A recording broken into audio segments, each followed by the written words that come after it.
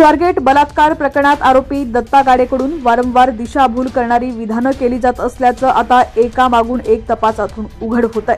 त्यानं पीडित तरुणीला पैसे दिल्याचा दावा खोटा ठरलाय, तसंच तो तिच्या आधीपासूनच संपर्कात असल्याचंही खोटं असल्याचं तपासातून समोर आलंय। तसंच इतरही अनेक खुलासे या प्रकरणात झालेले आहेत। बातमी सविस्तर पाहूया त्याआधी तुम्ही HPN मराठी न्यूज चॅनल पहिल्यांदाच पाहत असाल आणि अजूनही चॅनलला सबस्क्राइब केलं नसेल तर नक्की सबस्क्राइब करा, जेणेकरून आमचे अपडेट्स लवकरात लवकर तुमच्यापर्यंत पोहोचतील। एसटी स्थानकात शिवशाही बसमध्ये प्रवासी तरुणीवर बलात्कार करणारा आरोपी दत्तात्रय गाडे याचा मोबाईल पोलिसांनी ताब्यात घेतला असून त्याची तांत्रिक तपासणी करण्यात येते। त्यात अनेक धक्कादायक गोष्टी समोर आलेल्या आहेत। एक म्हणजे 3 महिन्यांपासून त्याच्या बँक खात्यावर फक्त 239 रुपये जमा आहेत।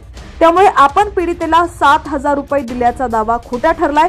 तसंच पीडित तरुणी आणि आरोपी गाडे एकमेकांच्या संपर्कात नसल्याचं देखील तांत्रिक तपासणीत उघडकीस आलंय।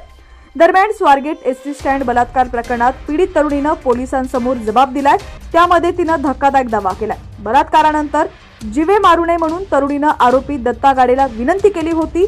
दादा मला जीवे मारू नको असं तिनं म्हटलं होतं। दत्ता गाडेनं तिला गळा दाबून जीवे मारण्याची धमकी दिली होती। तरुणीनं फलटणला जायचं तिकीटही काढलं होतं। हे तिकीट पुरावा म्हणून तिने पोलिसांकडे जमा केलेलं आहे।